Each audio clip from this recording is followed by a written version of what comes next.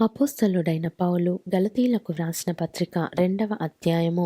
అటుపిమ్మట 14 సంవత్సరములైన తరువాత నేను తీతును వెంటబెట్టుకొని బర్నబాతో కూడా యెరూషలేమునకు తిరిగి వెళ్ళి తిని, దేవదర్శన ప్రకారమే వెళ్ళి తిని, మరియు నా ప్రయాసము వ్యర్థమవునేమో లేక వ్యర్థమైపోయినదేమో అని నేను అన్యజనులలో ప్రకటించుచున్న సువార్తను వారికిని ప్రత్యేకముగా ఎన్నికైన వారికిని విశదపరచితిని. అయినను నాతో కూడానున్న తీతు గ్రీసు దేశస్థుడైనను అతడు సున్నతి పొందుటకు బలవంత పెట్టబడలేదు. మనలను దాసులుగా చేసుకొనవలెనని క్రీస్తు యేసు వలన మనకు కలిగిన మన స్వాతంత్ర్యమును వేగుచూచుటకు రహస్యముగా తేబడి దొంగతనముగా ప్రవేశించిన కపట సహోదరుల వలన జరిగినది.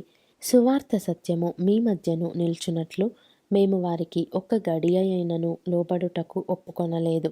ఎన్నికైన వారుగా ఎంచబడిన వారి యొద్ద నేనేమీ నేర్చుకొనలేదు. వారెంతటి వారైనను నాకు లక్ష్యము లేదు. దేవుడు నరునివేషము చూడడు. ఆ ఎన్నికైన వారు నాకేమీ ఉపదేశింపలేదు. అయితే సున్నతి పొందిన వారికి బోధించుటకై సువార్త పేతురుకి ఎలాగూ అప్పగింపబడెనో అలాగూ సున్నతి పొందని వారికి బోధించుటకై నాకు అప్పగింపబడెనని వారు చూచినప్పుడు, అనగా సున్నతి పొందిన వారికి అపోస్తలుడవుటకు పేతురునకు సామర్థ్యము కలుగజేసిన వాడే అన్యజనులకు అపోస్తలుడనవుటకు నాకును సామర్థ్యము కలుగజేసెనని వారు గ్రహించినప్పుడు, స్తంభములుగా ఎంచబడిన యాకోబు, కేఫా, యోహాను అనువారు నాకు అనుగ్రహింపబడిన కృపను కనుగొని, మేము అన్యజనులకును తాము సున్నతి పొందిన వారికిని అపోస్తలులుగా ఉండవలెనని చెప్పి తమతో పాలివారమనుటకు సూచనగా నాకును బర్నబాకును కుడి చేతిని ఇచ్చిరి. మేము బీదలను జ్ఞాపకము చేసుకొనవలెనని మాత్రమే వారు కోరిరి. అలాగు చేయుటకు నేనును ఆసక్తి కలిగి ఉంటిని. అయితే కేఫా అంతియొకయు వచ్చినప్పుడు అతడు అపరాధిగా తీర్చబడెను గనుక నేను ముఖాముఖిగా అతనిని ఎదిరించి తిని.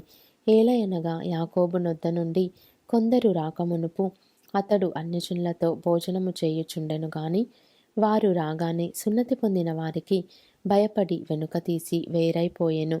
తక్కిన యూదులను అతనితో కలిసి మాయవేషము వేసుకొనిరి గనుక బర్నబా కూడా వారి వేషధారణము చేత మోసపోయెను. వారు సువార్త సత్యము చొప్పున క్రమముగా నడుచుకొనకపోవుట నేను చూచినప్పుడు అందరి ఎదుట కేఫాతో నేను చెప్పినదేమనగా, నీవు యూదుడవై ఉండియు యూదుల వలె కాక అన్యజనుల వలెనే ప్రవర్తించుచుండగా అన్యజనులు యూదుల వలె ప్రవర్తింపవలెనని ఎందుకు బలవంతము చేయుచున్నావు? మనము జన్మము వలన యూదులమే గాని అన్యజనులలో చేరిన పాపులము కాము.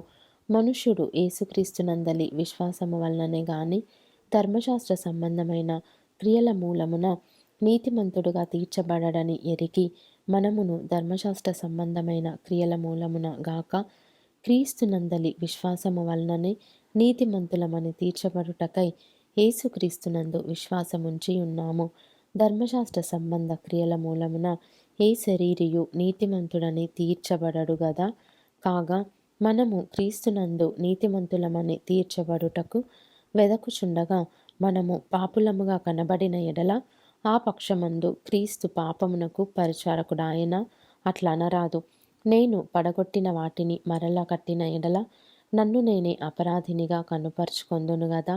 నేనైతే దేవుని విషయమై జీవించు నిమిత్తము ధర్మశాస్త్రము వలన ధర్మశాస్త్రము విషయమై చచ్చిన వాడనైతిని.